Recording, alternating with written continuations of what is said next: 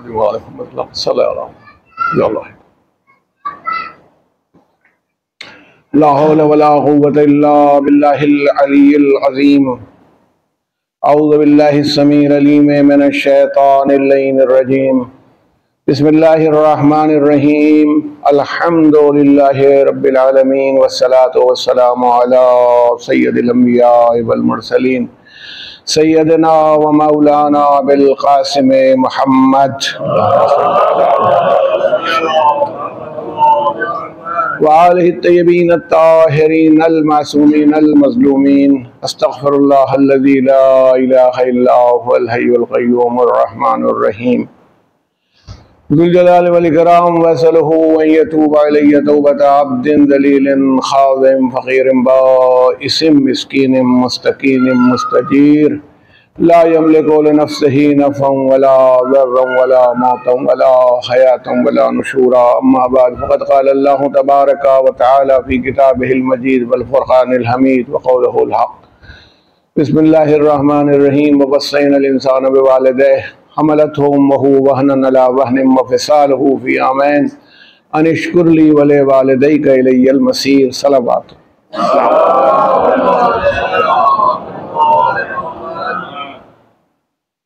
معزز سامعین اور سوگواران مہمان مظلوم، اب یہ کہنے کی تو ضرورت ہی نہیں کہ دامن وقت میں گنجائش نہیں ہے، کیونکہ 11:20 ہے، بلکہ ہماری گھڑی تو 25 کے قریب کہہ رہی ہے، تو اتنا وقت ہو چکا ہے، جمعہ کا دن ہے، نماز جمعہ کا وقت بہت قریب ہے، تو تھوڑی دیر کے لیے آپ کو رحمت دینا مقصود ہے اور ایصال ثواب ذہن میں ہے، تو اگر اللہ کے یہاں کم اور زیادہ پر حساب نہیں ہوتا، اخلاص پر پورا حساب ٹکا ہوا ہے کہ اخلاص کتنا ہے، جتنا اخلاص ہوگا اسی کے اعتبار سے فیصلہ ہو جائے گا، کیونکہ کبھی کبھی ایک ضربت ثقلین کی عبادت پر بھاری ہو جاتی ہے، کتنی مختصر سی ہے ضربت لگنے میں کتنا وقت لگتا ہے، مگر وہ ثقلین کی عبادت پر بھاری ہو جاتی ہے، تو کسی کی وہ ہمارے یہاں کہا جاتا ہے کہ اوٹس انگریزی میں ہے، ایک بڑا درخت ہوتا ہے جو 300-400 سال تک رہتا ہے، اور عام طور پہ وہ للی جو کمل کا پھول یا اس طرح کا ہوتا ہے، اس میں میں نے ایک نظم پڑھی تھی، تو اس کے اندر یہ تھا کہ اس کی ایک دن کی زندگی اس کی 400 سالہ زندگی سے زیادہ اہم ہوتی ہے جو پھول ہوتا ہے۔ تو یہ بتانے کی ضرورت نہیں، میں نے آپ کے سامنے سورہ لقمان کی ایک آیہ کریمہ کی تلاوت کا شرف حاصل کیا۔ وہ واقعی ایسی چیز ہے کہ کوئی بیٹھا ہوا آدمی، آپ ہم سب اس سے باہر نہیں ہیں، یعنی سب کے لیے۔ جناب لقمان کی سنتے رہتے ہیں آپ، وہ حکیم کو جب ہم لوگ کہتے ہیں حکیم تو دماغ میں یہ آ جاتا ہے کہ وہ دوا تجویز کر رہا ہوگا، تو یہ پہلو نہیں ہے، بلکہ ان کے پاس حکمت اور وزڈم اور ان کی دانائی وہ بڑی عجیب چیز تھی۔ وہ ایک زمانے میں غلام ہو گئے تھے، اب اسی سے آپ ان کی دانائی کا اندازہ کیجئے، جیسے کسی نے پکڑ لیا بیچ دیا تھا، تو اب بیچارے جیسے پھنس گئے، اب اس کے غلام تھے، مالک ان سے کہتا تھا جو، تو مالک سے انہوں نے پوچھا کیا بوئیں؟ اب میں اپنی مثال کے لیے، وہ تو کوئی ایک ایسی چیز تھی وہ فارسی میں جو خود مجھے سمجھنے میں دقت ہو رہی تھی، یعنی میں اس کو اپنی مثال میں کہہ رہا ہوں کہ مالک نے کہا کہ گیہوں بو دو، انہوں نے کہا جی، تو انہوں نے چنا بویا۔ اب جب کٹنے کی نوبت آئی اور وہ گیا تو اس نے کہا میں نے تو تم سے گیہوں بونے کو کہا تھا، تو جناب لقمان نے کہا میں نے اس امید پر چنا بویا ہے کہ شاید گیہوں نکل آئے۔ تو وہ کہنے لگا وہ کہ کیا بے وقوفی کی بات کرتے ہو، کہیں آپ کو دیکھتا ہوں کہ آپ گناہ کرتے ہیں مگر امید نجات کی رکھتے ہیں، کہ عجب نہیں کہ جنت مل جائے گناہ کرنے کے باوجود، تو میں بھی یہی سمجھا کہ گیہوں بو دوں، وہ چنا بوؤں، گیہوں نکل آئے گا۔ تو اس نے اسی بات پر کہا، ان کو آزاد کر دیا کہ تم نے مجھے ادب اور دین سکھا دیا کہ جیسا عمل کرو گے ویسے ہی اجر تمہیں ملنے والا ہے۔ تو کہنا یہ کہ ان کی حکمت یہ تھی، بلکہ ایک جگہ ہمیں ان کی بڑی بات اتنی پیاری لگتی ہے جو ہم لوگوں کا ایک عیب گناہ کے صورت میں آ جاتا ہے ہمارے پاس، غیبت کرنا۔ کسی آدمی کے پیٹھ پیچھے برائی کرنا مزہ آتا ہے اس میں، اگر وہ جو موجود نہ ہو اس کے بارے میں وہ ہے۔ اچھا غیبت میں ہم لوگ یہ سمجھتے ہیں خالی گناہ تھوڑی ہے، اس کے ہنسنے کا انداز، اس کے رونے کا انداز، اس کے چلنے کا انداز، اس کا مذاق اڑایا، یعنی ہر وہ چیز جس سے اس کو تکلیف پہنچے گی یہ غیبت ہے۔ بیک بائٹنگ، پیٹھ پیچھے برائی کرنا، یوں سمجھ لیجیے۔ تو جناب لقمان سے کہا گیا، ان کی تعلیم دینے کا طریقہ کیسا تھا؟ جناب لقمان علیہ السلام سے کہا گیا اگر آپ کو غیبت کرنا پڑے تو کس کی کریں گے؟ مطلب اتنے آدمی ہیں، مطلب آپ کر نہیں رہے ہیں، لیکن اگر غیبت کرنا ہی پڑے، پیٹھ پیچھے کسی کی برائی کرنا پڑے، تو جناب لقمان نے کہا اپنے بیٹے کی، جو میرا بیٹا ہے،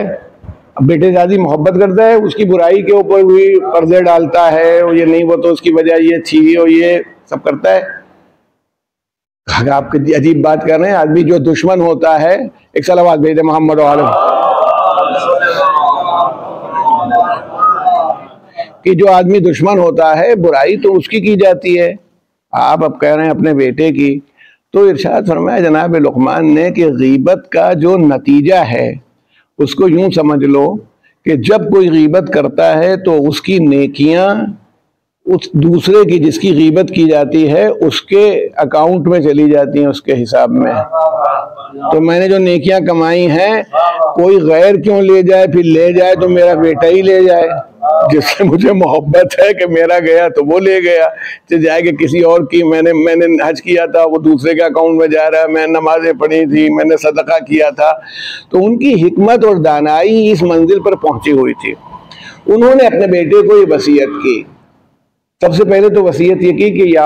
سورہ لقمان میں موجود ہے، قرآن مجید میں سورہ لقمان ہے، اس میں حکم آیا ہے وَإِذْ قَالَ لُقْمَانُ لِابْنِهِ، یاد کرو وہ وقت کہ جب لقمان نے اپنے بیٹے سے کہا لا تشرک باللہ، بیٹا شرک نہیں کرنا، اللہ کے ساتھ کسی کو شریک نہیں قرار دینا، کہ یہ ہے کوئی برابر کا ہے نہیں، کوئی نہیں۔ یہاں تک کہ رسول اللہ صلی اللہ علیہ وآلہ وسلم تمام عظمتوں کے باوجود شرکت نہیں ہے۔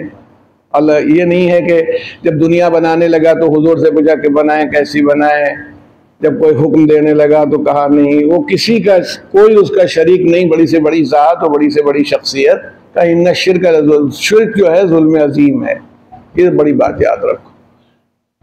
اس کے بعد اس میں یہی ہے، آگے کی وصیتوں میں ہے کہ چیخ کے نہیں بولنا، کیونکہ چیخ کے یہ گدھے کی سی آواز ہوتی ہے اور ایسی ہو جاتی ہے۔ فخر نہیں کرنا اپنے اوپر، زمین پر پٹخ کے پیر پٹخ کے نہیں چلنا، تم سوراخ نہیں کر دو گے اس کے اندر، یعنی انکسار اور تمام چیزیں۔ اسی میں یہ وصیت بھی ہے بیچ میں، بھئی شرک کے فوراً بعد ہے۔ مگر اللہ تعالیٰ نے اس وصیت میں یہ نہیں کیا کہ لقمان کی طرف سے کہا ہو، نقل کیا تو اپنی طرف سے، کیونکہ اگر حضرت لقمان بیٹے کو وصیت کرنا اور کہا ابا کا خیال رکھا کرو، بھائی بہت دیکھو بیٹا تمہیں نصیحت کرتا ہوں کہ ابا کا بہت خیال رکھا کرو، ابا کی بات کو مانا کرو، تو ساری دنیا یہ کہتی کہ ارے باپ تھے نا اپنے بارے میں سوچ رہے تھے، کہہ دیا اس سے بیٹے سے، یعنی باقی سب کو تو جناب لقمان کے نام سے نقل کر دیا کہ وہ شرک نہیں کرنا، اور یہ اسی بیچ میں وہ وصینا، ہم نے انسان کو وصیت کی، اللہ نے اپنی طرف بات کو لے لیا، وَوَصَّيْنَا الْإِنسَانَ بِوَالِدَيْهِ، ہم نے وصیت کی کہ اپنے ماں باپ کے ساتھ وہ کیا کرنا، وَوَصَّيْنَا الْإِنسَانَ بِوَالِدَيْهِ، ہم نے ماں باپ کے سلسلے میں وصیت کی انسان کو، یعنی سب آ گئے اس میں، کوئی آدمی ہم آپ یہ وہ نہیں بچے۔ کیوں؟ حملتہ امہ وہنا علی وہن، کیونکہ اس کی ماں نے سختیوں پر سختی، پریشانیوں پر پریشانی اٹھا کر کے اسے اپنے پیٹ میں رکھا، پھر کہا وَفِصَالُهُ فِي عَامَيْنِ، پھر 2 سال تک اسے دودھ پلایا، اس کے بعد کہا انشکر لی، میرا شکریہ ادا کرو، یعنی اب اللہ تعالیٰ انسان سے کہہ رہا میرا شکریہ ادا کرو، وَلِوَالِدَيْكَ، اور اپنے ماں باپ کا شکریہ ادا کرو، اور آخر میں وارننگ ایشو کر دی اِلَيَّ الْمَصِيرُ، تمہاری واپسی میری طرف ہے، لوٹو گے میرے پاس، واپس آؤ گے، یعنی یہ نہیں کہ ہم پوچھیں گے نہیں۔ تو جہاں پر اللہ نے سورہ لقمان میں کہا ہوگا انہوں نے کہ اللہ نے فرمایا ہے اور بیٹا یہ کرنا، جب سب باتیں بتا رہے تھے تو یہ بھی بتائی ہوگی، لیکن اللہ نے اس میں جناب لقمان کو بھی سلسلے میں نہیں رکھا، سیدھی سی بات کی کہ اللہ نے کہ ہم نے انسان کو وصیت کی ماں کے لیے اور اس کے باپ کے لیے، اور یہ کہا کہ تم ان دونوں کے ساتھ اچھا سلوک، وصیت کرنے کے معنی یہ اچھائی کے لیے وصیت کی ان کے ساتھ کرنا، اور وجہ کیا ہے؟ اچھا اس میں بھی ماں کی خدمات کا بہت تذکرہ کیا، اس کے پیٹ میں رکھنے کا، اس کا باپ کے سلسلے میں وصیت ہو گئی، بھی کوئی خدمت کا ذکر نہیں آیا، کیونکہ ماں کی خدمات کے سلسلے میں باپ کو اللہ نے نہیں رکھا ہے، اور یہی اس کا عدل ہے، یعنی وہ جینڈر بائز نہیں ہوتا کہ عورت کے ساتھ کچھ ہے تو مرد کو زیادہ سپیریئر بنا دیا، ایسا کچھ نہیں ہے، ماں کی خدمات کی بنیاد پر اس کا ذکر کر دیا ہے، اور دونوں کے ساتھ اس نے سلوک کرو۔ اچھا اب آپ غور کیجئے کہ وہ اب بالکل قرآن سے، اور رسول اللہ صلی اللہ علیہ وآلہ وسلم نے فرمایا کہ اگر کوئی میری حدیث نقل کرے، کوئی میرا قول نقل کرے، قرآن سے ملا لو، اگر قرآن کے مطابق ہو تو قبول کر لینا، قرآن کے خلاف ہو تو دیوار پر مار دینا، ریجیکٹ کرو، یعنی ہماری ہوگی ہی نہیں، کوئی ہمارے نام سے کہہ رہا ہو۔ حضور سے پوچھا گیا، ایک مرتبہ یہی سوال کیا گیا، کس کے ساتھ ہم اچھا سلوک کریں، کون ہے جس کے ساتھ ہمارا سلوک اچھا ہو؟ تو حضور نے فرمایا ماں کے ساتھ، پھر کہا کس کے ساتھ؟ پھر حضور نے فرمایا ماں کے ساتھ، پھر پوچھنے والے بھی ایسے ہی ہوتے تھے، کس کے ساتھ؟ ماں کے ساتھ۔ جب چوتھی بار اس نے پوچھا تو کہا اور باپ کے ساتھ بھی، یعنی ماں کو کے مقابلے میں رسول اللہ صلی اللہ علیہ وآلہ وسلم نے باپ کے مقابلے میں ماں کو اتنی ترجیح دی کیونکہ اس کی خدمات زیادہ تھیں۔ ایک صلوات بھیجے محمد و آل محمد۔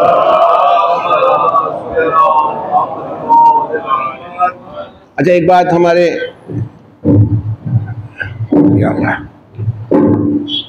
سب بچے اور یہ بیٹھے ہوئے ہیں، یہ ماشاءاللہ جوان لوگوں کو جانتے رہنا چاہیے، بزرگوں کو تو ماشاءاللہ معلوم ہے سنتے سنتے، اور یہ بھی فیض امام حسین ہے یا فیض مجلس حسین ہے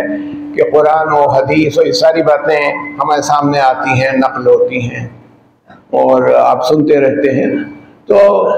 یہ بتایا کہ جیسے ماں کے سلسلے میں جو سلوک کی بات کی کہ بار بار ماں کے سلسلے میں کہ ماں کی عظمت یہ ہے کہ اس نے اتنی زحمت اٹھائی، اتنی یہ کی ہے۔ ایک چیز یاد رکھیے، شرعی طور پر اگر وہ پیٹ میں ہے بچہ تو ماں کیا کر سکتی ہے، لیکن پیدائش کے بعد بچے کی ذمہ داری شریعت نے ماں پر نہیں رکھی، نہ پالنے کی رکھی ہے، نہ دودھ پلانے کی رکھی ہے، نہ اس کو نہلانے کی ذمہ داری رکھی ہے، کوئی ذمہ داری، یہ سب باپ کی ہے۔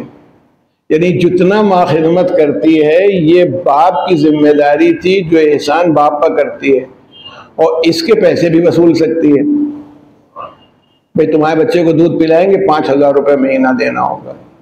نہیں پلوا لو جس سے جی چاہے، آپ کو اختیار ہے، تو یہ اللہ تعالیٰ نے نظام بنایا ہے۔ اچھا اس کی ایک وجہ بھی ہے، آپ یاد رکھیے گا، وجہ سامنے کی یہ ہے کہ اگر کوئی چیز آپ کے اوپر فرض کر دی جاتی ہے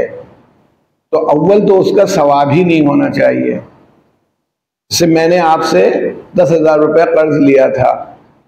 اب میں واپس کرنے آیا ہوں، ثواب کا قرض ہے یہ آپ لے لیجیے، تو شکریہ ادا کرے ہمارا،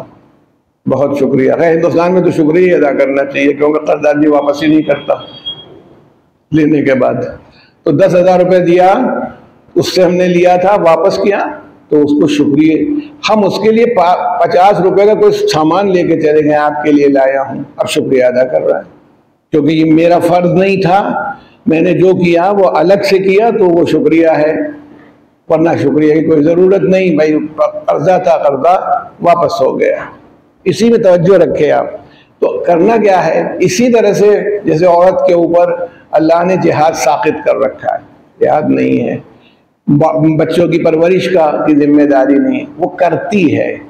تو جب کوئی کام آپ پر فرض نہیں ہے اور آپ کرتے ہیں، یہ تو اللہ کا رحم و کرم ہے اپنے بندوں پر کہ وہ فرض پر بھی ثواب دے دیتا ہے۔ روزہ رکھا، فرض تھا، اچھا چلو ثواب ہے۔ نماز پڑھی، تمہارے اوپر فرض تھی، پھر بھی ثواب ہے۔ جمعے کی نماز تمہارے اوپر فرض کی گئی تھی، تم نے پڑھی، تب بھی ثواب ہے۔ ٹھیک ہے۔ جو فرض نہیں ہے، جس کو آپ نفل کہتے ہیں، سنت کہتے ہیں، نوافل کہتے ہیں، اس کا ثواب بہت زیادہ ہوتا ہے۔ جو تہجد پڑھتا ہے وہ فجر کی نماز کا جو ثواب ہے، مگر فجر کے بغیر نہ ہوگا، فجر کی نماز کا جو ثواب ہے اس کے مقابلے میں تہجد کا ثواب کہیں زیادہ ہوگا۔ جو فرض حج کا ثواب ہے اس کے مقابلے میں نفل حج کریں گے، اس کا ثواب کہیں زیادہ ہو جائے گا۔ یہ ایک اصول ہے، سب جگہ سنی ہوں، شیعہ ہوں، تمام مسلمانوں میں یہ اصول سمجھا جاتا ہے۔ اللہ تعالیٰ کہتا ہے، کبھی نہیں کہتا فرشتوں سے، اس بندے کو دیکھو یہ نماز ظہر کے لیے آیا ہے، یہ میرا بندہ عصر کی نماز پڑھ رہا ہے، دیکھو۔ جب وہ نماز شب پڑھتا ہے، نہ تہجد پڑھتا ہے، تو اللہ کہتا ہے بندوں سے، فرشتوں سے کہ یہ میرا بندہ دیکھو نیند چھوڑ کر کے کھڑا ہو گیا میرے لیے، یہ نیند ترک کر کے میرے لیے آیا ہے، کیونکہ فرض نہیں تھا اس پر۔ نہ پڑھتا تو بھی کوئی گناہ اس پر نہیں ہوتا، اس کے باوجود اس نے پڑھی تو اللہ فرشتوں پر فخر کرتا ہے کہ ایسا بھی میرا بندہ ہے کہ میرے لیے کھڑا ہوا ہے۔ اب دیکھیں نا، تو اگر ماں پر یہ سب فرض کر دیا جاتا اور ماں کرتی تو بیٹا بھی یہی کہتا، شوہر بھی یہ کہتا، ابھی تمہاری ذمہ داری تھی، اللہ نے تمہیں دودھ پلانے کے لیے کہا، تم نے دودھ پلایا تو کیا؟ پھر یہ دعویٰ کوئی نہیں کر سکتا تھا کہ میں دودھ نہیں بخشوں گی، پھر تو بڑی مشکل ہو جاتی۔ آپ دودھ کیسے نہیں بخشیں گی؟ صاحب آپ کی ذمہ داری تھی، آپ نے دودھ پلایا تو اب تو آپ کا تو کوئی اختیار نہیں تھا، اللہ نے حکم دیا تھا۔ نہیں، اللہ نے حکم نہیں دیا تھا، اس نے اپنی طرف سے ایک کام کر دیا۔ جب اپنی طرف سے ایک کام کر دیا ہے تو ہم یہ مان کے چلتے ہیں اور یہ ہم لوگ سمجھتے ہیں کہ اب اس کا ثواب بہت جاتا ہے۔ ابھی سب لوگ تشریف فرمائے، مگر ہر جگہ خلوص نیت شرط ہے، یہ آپ کے اور ہمارے ذہن میں رہے، فارمیلٹیز نہیں، دکھاوا نہیں۔ دکھاوے کے لیے چاہے جو بھی کریں اللہ تعالیٰ کبھی قبول نہیں کرتا ہے، خود الگ ہو جاتا ہے، اس سے کوئی مطلب نہیں۔ تو اب لوگ تعجب کرتے ہیں، صاحب بتائیے حج میں گئے تو اتنا ثواب تھا اور زیارت میں جانے میں اتنے حج کا ثواب ہو جاتا ہے، کیسے ہو جاتا ہے؟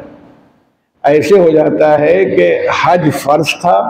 زیارت مستحب تھی، چاہے جاتا چاہے نہ جاتا، تب بھی زیارت کے لیے جا رہا ہے تو اللہ تعالیٰ کا اختیار ہے، جتنا چاہے دے دے،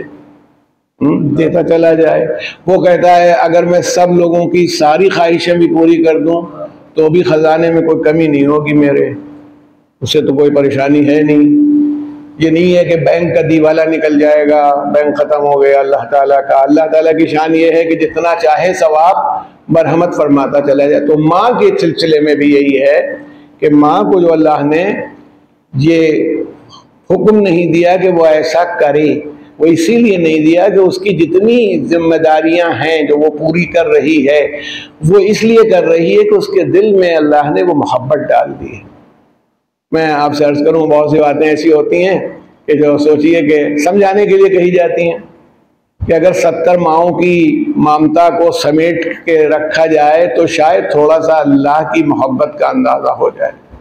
اللہ جتنی محبت کرتا ہے بندے سے، گناہگار سے بھی، ایسا نہیں ہے کہ گناہگار سے محبت نہیں کرتا، مگر گناہگاروں سے بھی محبت کرتا، چاہتا ہے کہ توبہ کر لیں، چاہتا ہے کہ میری طرف پلٹ آئیں۔ تو یہ جو یعنی ماں کو اس نے محبت عطا فرمائی صرف اس لیے کہ اپنے بندوں سے خود محبت کرتا ہے، تو چاہتا ہے کہ ان کی پرورش ایسی ہو کہ یہ اس منزل پر آئیں۔ رسول اللہ صلی اللہ علیہ وآلہ وسلم سے پوچھا گیا ایک مرتبہ کہ یا رسول اللہ، ایک صحابی تھے، انہوں نے کہا ان کی ماں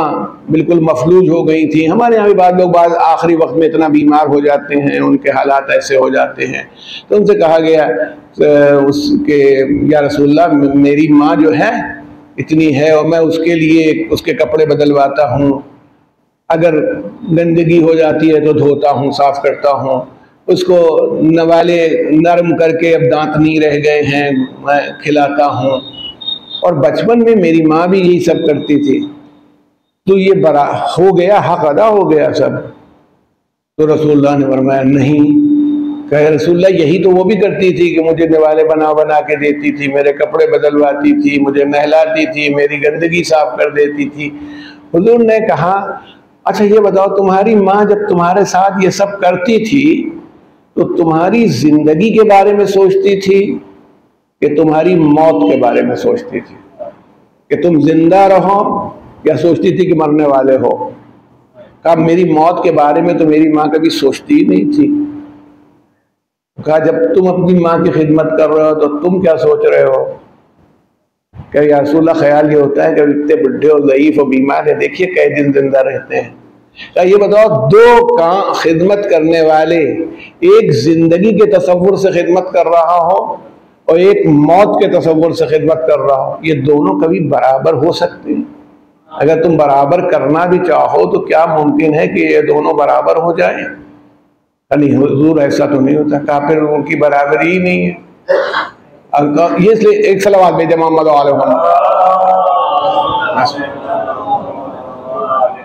تو اس لیے عرض کرنا یہ کہ وہ جو بتایا گیا، اسی طرح سے باپ کی خدمات کا بھی تذکرہ کیا، اور اس میں ایک چیز درائی بھی گئی ماشاءاللہ، جو اللہ تعالیٰ آپ کے باپ کو سلامت رکھے، جن کے باپ موجود ہیں حیات میں ہیں، ان کو بھی امام نے فرمایا، امام جعفر صادق نے فرمایا، کئی بار کہا باپ کی بد دعا سے ڈرو، باپ کی بد دعا سے ڈرو۔ تو پوچھنے والے کو ایک دم سے خیال ہوتا ہے نا اماں کا رتبہ اونچا رہتا ہے نا، اور ماں کی بد دعا سے، کہا نہیں باپ کی بد دعا سے ڈرو۔ باپ کی جو کئی بار یہ کہہ دیا باپ کی بد دعا سے ڈرو، تو کہا نہیں ماں کی بد دعا سے، کہا نہیں ماں بد دعا بھی کرتی ہے تو دل کی گہرائی سے نہیں کرتی، باپ سے یہ خطرہ ہے تو تم سے ناراض ہو جائے، اتنا ناراض ہو جائے کہ اپنے دل کی گہرائی سے، اور دعا یا بد دعا جب نیچے سے آتی چیخنے سے نہیں آتی۔ یہ جو آپ لوگ صلوات بھیجتے ہیں یہ ذاکر کے لیے بھیج دیتے ہیں زور سے، اصلاً اللہم صلی علی محمد و آل محمد کا مطلب ہے کہ دل کی گہرائی سے یہ ہونا چاہیے کہ اے اللہ محمد و آل محمد پر اپنی رحمت نازل فرما۔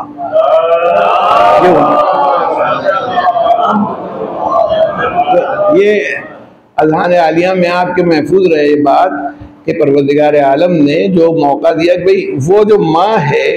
ہمارے یہاں تو بزرگ خواتین کا یہ سنتے تھے کہ وہ خفا بھی ہوتی تھیں تو یوں ڈانٹتی تھیں، اللہ تمہارا بھلا کرے کب سدھرو گے، اور کہا تم اللہ تمہارا برا کرے تو پھر ڈر کے بارے نہیں کہتی تھی کہ پتہ نہیں ہمارے اللہ تمہارے تمہیں، کبھی کبھی یہ کہ ارے نیک بخت سمجھ تو لے کم بخت کی بجائے، تو بخت جس کا اچھا ہو تو اس کو کیا سمجھنے کی ضرورت ہے؟ سمجھنے کی ضرورت تو اس کی ہے جس کا بخت خراب ہو، مگر نہیں کہتی ماں، اور اگر کہہ بھی دیے اسی طرح سے فرمایا ماں کے سلسلے میں جو عظمت دی، تو اسی لیے میں کہتا ہوں کہ صنف کا فرق نہیں ہے، مگر ایک توجہ دلائی دیکھیے اب، یعنی مثلاً بڑا مشکل مرحلہ ہے، ہم اور آپ سوچ بھی نہیں سکتے جس جگہ معصوموں نے ماں کے سلسلے میں اور باپ کے سلسلے میں جو باتیں کی ہیں ان تک تو پہنچ پانا بڑا مشکل ہو جاتا ہے۔ اب قرآن خود سورہ اسراء میں کہہ رہا ہے، سورہ بنی اسرائیل 15ویں پارے سے شروع ہوتا ہے سورہ، اسی میں بیچ میں آیت ہے، آپ کی بارہا سنی ہوگی، وَقَضَىٰ رَبُّكَ أَلَّا تَعْبُدُوا إِلَّا إِيَّاهُ وَبِالْوَالِدَيْنِ إِحْسَانًا۔ دیکھو یہ اللہ کا حکم ہے، فیصلہ ہے کہ اللہ کے ساتھ کسی کو شریک نہیں کرنا، یعنی یہ نہیں کہ ماں باپ کو خدا بنا لو، احسان، نیکی، ان کی عظمت، ریسپیکٹ سب اپنی جگہ، وہ احسان اچھا ایک بات آپ لوگ ذہن میں محفوظ رکھیے گا کہ باپ کے ساتھ احسان کرو، اماں کے ساتھ احسان کرو، ہمارے یہاں احسان وہ سمجھا جاتا ہے کہ جب ہم کچھ کسی کو جو اس کا حق نہ ہو دے دیں، اس کو عربی زبان میں یا قرآن کی زبان میں احسان کا مطلب ہے نیکی کی ابتدا کرنا، نیکی کرنا، یہ نہیں ہے۔ اب قرآن کہتا ہے حل جزاء الاحسان الا الاحسان، احسان کا بدلہ احسان ہے، تو کیا مطلب ہے؟ پہلے وہ احسان کرے تو پھر ہم کیسے احسان کریں گے؟ ہم تو اس کا جواب دے رہے ہیں۔ مطلب یہ ہے کہ نیکی کا بدلہ نیکی ہی سے ہونا چاہیے،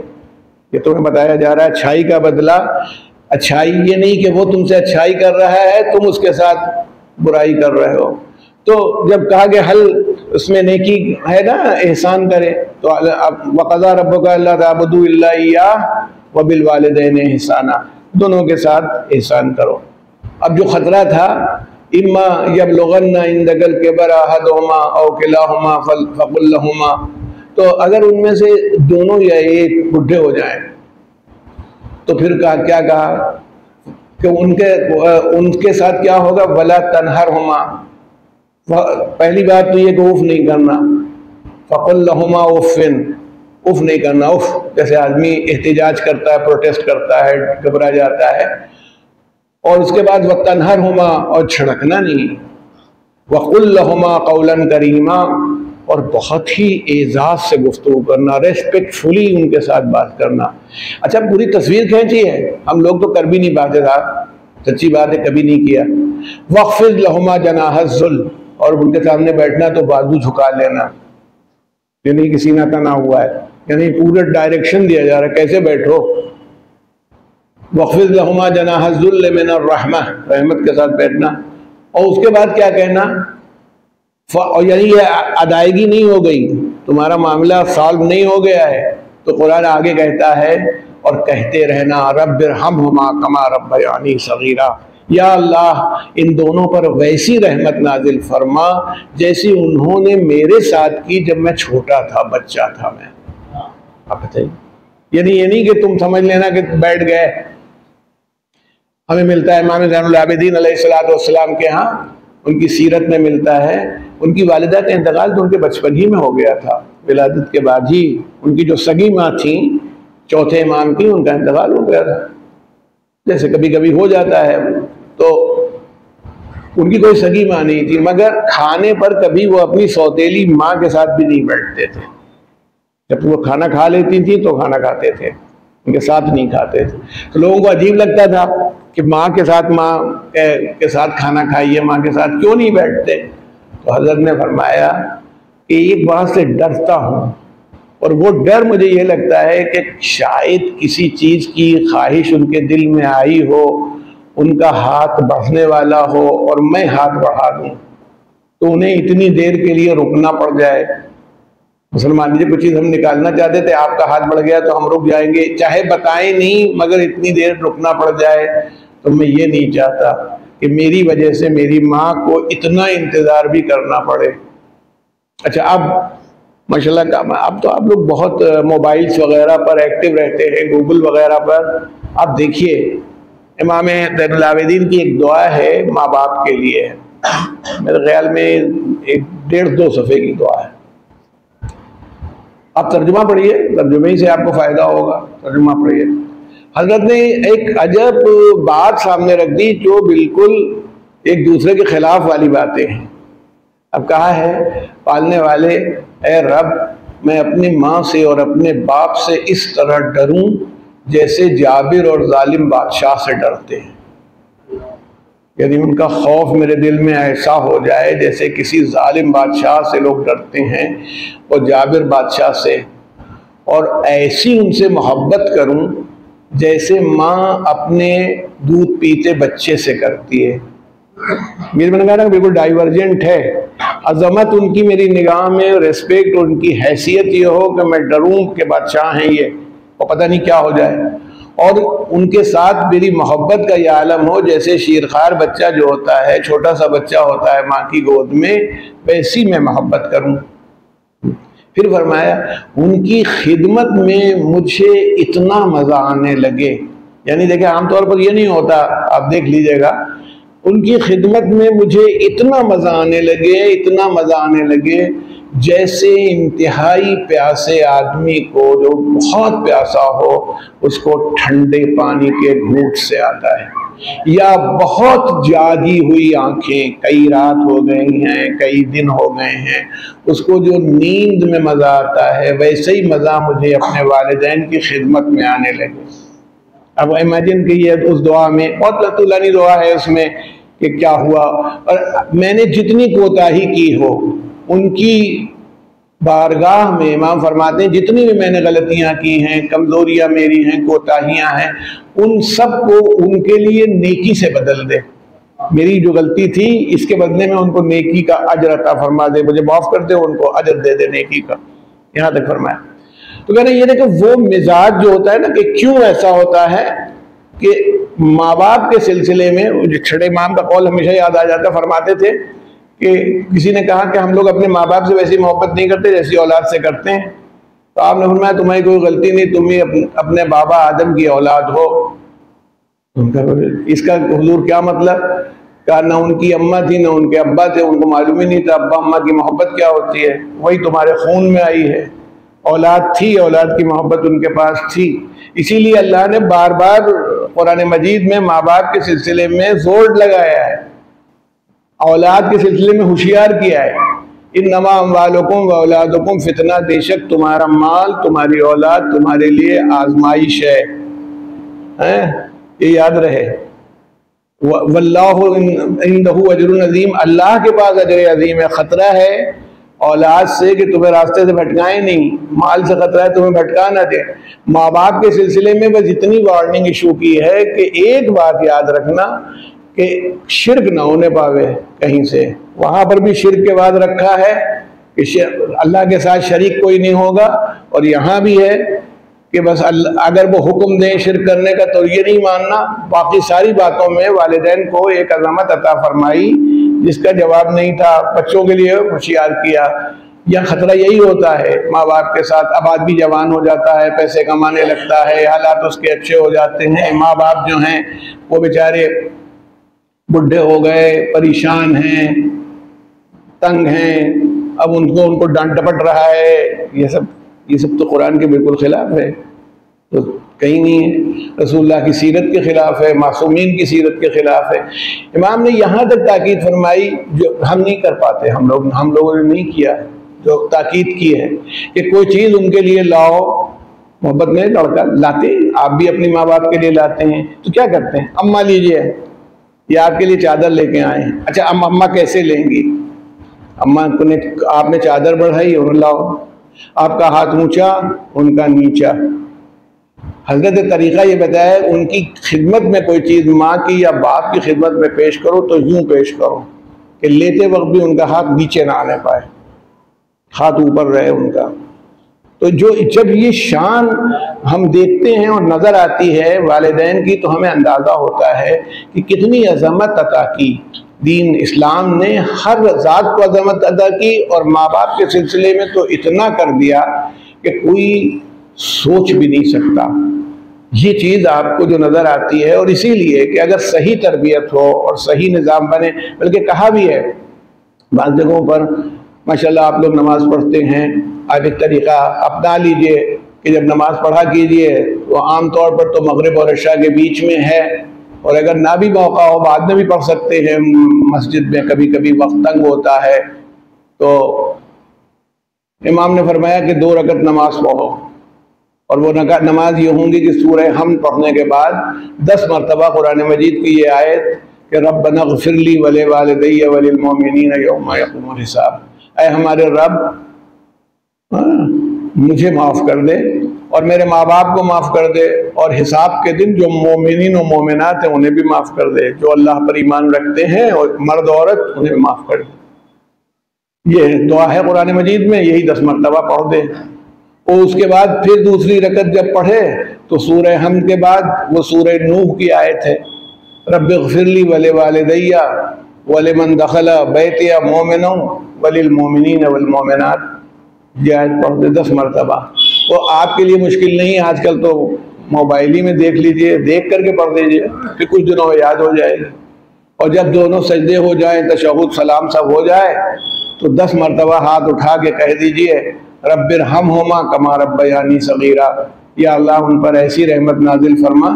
جیسی انہوں نے میرے ساتھ کی جب میں چھوٹا تھا۔ یہ بھی قرآن مجید ہی کا فقرہ ہے، آیت کا ایک ٹکڑا ہے جو آپ کے سامنے ہے۔ تو یہ جب کرے گا تو اللہ تعالیٰ نے کہا کہ ماں اور باپ دونوں کے لیے اسی وقت اللہ تعالیٰ فرشتے کو بھیجتا ہے اس تحفے کے ساتھ کہ یہ وہ نماز ہے جو تیرے فلاں بیٹے نے یا بیٹی نے بھیجی ہے، ویسی آتی ہے۔ اور تب قبرستان میں جو لوگ دفن ہوتے ہیں یا عالم برزخ میں جو مومنین و مومنات ہیں وہ رشک کرتے ہیں، یہ کیسے اچھے بچے ہیں اس کو بھولے نہیں، اس کو روز تحفہ بھیجا کرتے ہیں، اس کے جتنے بچے ہیں سب تحفہ بھیج رہے ہیں۔ تو وہ ان کو ایک خوشی ہوتی ہے، دوسرے لوگ کہتے ہیں کاش ایسے بھی ہوتے۔ اللہ نے اسی آیت میں جس کی تلاوت میں نے آپ کے سامنے کی ہے کیا کہا؟ انشکر لی، میرا شکریہ ادا کرو، ولی والدیک، یعنی اس کے اندر یہ پوائنٹ بھی انوالو ہے کہ پہلے اپنی اولاد کو میرا شکر گزار بنا دو۔ اگر میرے شکر گزار ہوں گے تو تمہارے بھی شکر گزار ہو جائیں گے۔ جو میری ہی نماز نہ پڑھتا ہوگا وہ تمہاری مغفرت والدین والی کیا پڑھ دے گا؟ پہلے ہمارا نمازی تو بناؤ، پھر ہم تمہاری طرف اس کو موڑ دیں گے۔ یہ تصور ہے، بس اب دامن وقت میں گنجائش نہیں بچی، ورنہ یہ تو بہت طولانی موضوع ہے، لیکن ہم سب کو اس کی طرف متوجہ ہونا چاہیے۔ یہ نہیں ہے مرنے کے بعد بھی، اگر وہ مر بھی گئے ہیں، ہم سے غلطی ہو گئی ہے، تبھی بھی معافی کے امکانات ہیں، ایسا نہیں ہے۔ آپ عمل کرتے رہیے، ان کے لیے ایصال ثواب کریے، اللہ سے توبہ اور استغفار کریے، ہو جائے گی معافی۔ اس کا بالکل، یعنی اللہ کے ہاں کبھی توبہ کا دروازہ اس طرح بند نہیں ہوتا زندگی میں، بس شرط یہ ہے کہ صحیح دل سے توبہ کر لی جائے۔ تو میں یہ کہتا ہوں کہ یہ جذبہ جو ہے انسان کی پاکیزگی اور انسان کی بلندی کا سبب بنتا ہے۔ جتنا بلند انسان ہوتا ہے اس کے یہاں یہ بات ویسی ہی نظر آتی ہے۔ اب ابھی ہم سے پہلے ہمارے پیشرو سوز خان صاحب نے پڑھا تھا، اسی وقت ذہن میں خیال آیا کہ حضرت علی اکبر نے اپنے باپ کی کیسی خدمت کی۔ اگر غور کیا جائے کہ جناب علی اکبر کا جو ہمیں ملتا ہے، سلسلہ ملتا ہے، ایک جوان آدمی، اس کے سامنے پتہ نہیں کتنی فکریں ہوتی ہیں اپنی جوانی کے سلسلے میں، کیسا مستقبل ہوتا ہے۔ پہلی منزل وہ تھی کہ جب راستے میں امام حسین نے صرف اتنا ہی کہہ دیا تھا انا للہ و انا الیہ راجعون، ارے کہہ دیا ہوگا، بات ہے زبان سے نکل گیا ہوگا، امام ہے قرآن ہی پڑھ دیا ہوگا، دوڑ کے آئے، بابا کیا ہوا؟ کب میں ابھی غنودگی میں تھا، جیسے کوئی کہہ رہا تھا یہ اپنی موت کی طرف بڑھ گئے۔ حضرت نے فرمایا، جیسے ہی یہ کہا تو حضرت سے پوچھا حضرت جناب علی اکبر نے کہ بابا کیا ہم حق پر نہیں ہیں؟ یعنی انہیں یقین ہے کہ میں حق پر ہوں، تو یہ کیسے کہے کیا ہم حق پر نہیں ہیں؟ یہ سوال نہیں پوچھا ہے بلکہ یہ بتایا کہ ہم تو حق پر ہیں۔ امام نے فرمایا بھلا کیوں نہیں، ہاں ہم حق پر ہیں۔ جیسے ہی کہا کہ ہم حق پر ہیں تو پھر جناب علی اکبر نے کہا پھر ہمیں کیا اس بات کی فکر ہے کیا کہ موت ہم پر آتی ہے کہ ہم موت پر جا پڑتے ہیں، اس کے بعد کی کوئی فکر کی ضرورت نہیں۔ یہ تربیت تھی جس بندے کی، جس ذات کی یہ تربیت تھی، وہی آدمی ہے جو کربلا میں ہم کو دکھائی پڑتا ہے۔ بتائیے، میں بس آپ سے 3-4 منٹ میں گفتگو کرنا چاہتا ہوں، اس پر غور کیجیے گا کہ اتنا اہم پہلو ہے کہ جناب علی اکبر ایک شجاع انسان تھے۔ بھئی آپ کے پاس شجاعت کی پوری لائن ہے، باپ امام حسین ہیں، دادا حضرت علی ہیں، پردادا جناب ابو طالب ہیں، بنی ہاشم کی شجاعت ہے، جوانی کا زمانہ ہے، یہ تمام چیزیں آپ کے ساتھ لگی ہوئی تھی۔ بتائیے ایک ایسا آدمی لڑنے کے لیے جا رہا ہے، وہ پیچھے مڑ کے کیوں دیکھ رہا ہے؟ کہہ رہا چلا جائے لڑنے کے لیے، دوڑتا ہوا چلا جائے۔ اب اتنی مشکل سے تو اس کو اجازت ملتی ہے جنگ کرنے کی، اور اس کو احساس ہو کوئی پیچھے آ رہا ہے۔ میدان جنگ میں تو پتہ نہیں کتنی آوازیں ہوا کرتی ہیں، مگر شاید باپ کے قدموں کی چاپ پہچانتے تھے۔ حسین کے قدموں کی آہٹ اور دوسرے قدموں کی آہٹ میں زمین آسمان کا فرق تھا۔ ایک بار پلٹے، بابا اجازت دے دی تھی، دھوپ بہت ہے، بابا لوٹ جائیے، دھوپ بہت ہے، آپ نے اجازت دے دی تھی۔ امام نے فرمایا میرے لال جب تک سامنے ہو مڑ مڑ کے دیکھتے رہنا، مڑ مڑ کے مجھے دیکھتے رہنا۔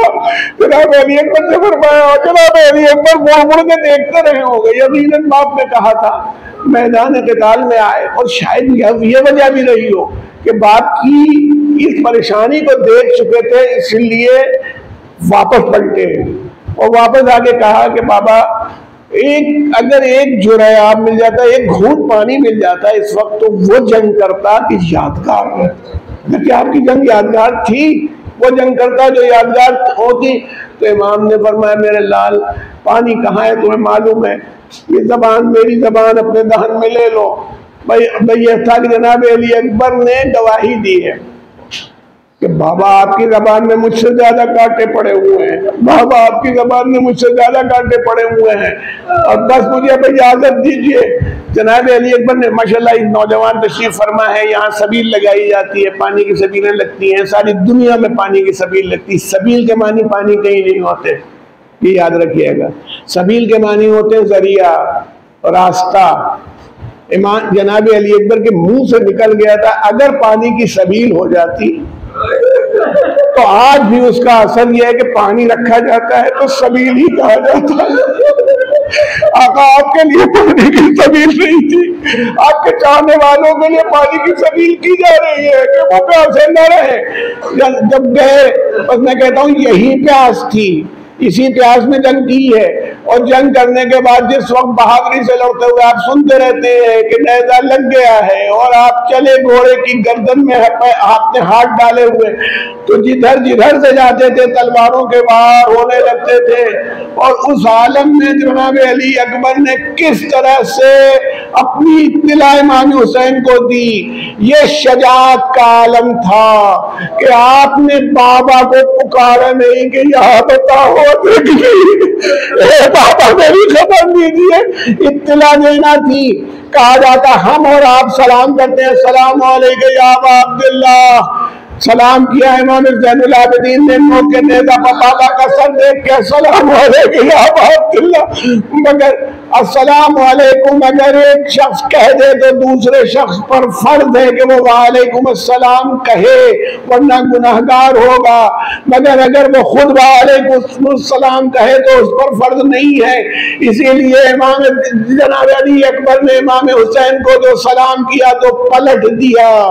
یہ نہیں کہا کہ السلام علیکم یا بتا، بلکہ کہا وعلیکم السلام یا بتائے بابا میرا آخری سلام قبول کیجئے، اس آپ تک آنے کی ضرورت نہیں، میں اطلاع دے رہا ہوں۔ مگر حسین کا کیا عالم ہوا جب حسین چلے تو اللہ عاملی فرماتے ہیں کہ جب 5 یا 7 قدم رہ گئے تھے تو امام کھڑے نہیں رہ سکے،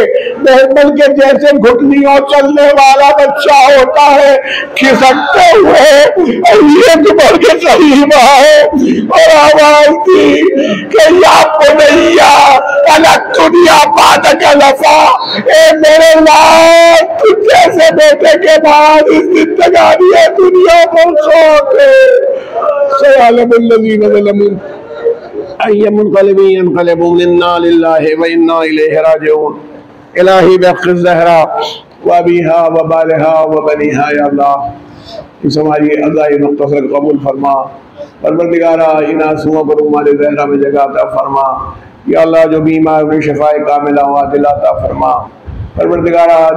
ان دونوں مرحومین کی جن کے ایصال ثواب کی مجلس ہے، ان کے گناہوں کی مغفرت فرما، ان کے درجات کو بلند فرما، انہیں محبان محمد و آل محمد میں شمار فرما۔ پالنے والے جو صاحبان روزگار ان کے رزق حلال میں برکت عطا فرما، جو بیکار اور بے روزگار انہیں روزگار مرحمت فرما دے، تمام مریضوں کو شفاء کاملہ و عاجلہ ملے، ہمارے امام کے ظہور میں تعجیل فرما اور ہمیں ان کے آبان و اصحاب و انصار میں قرار دے۔ ماتم حسین۔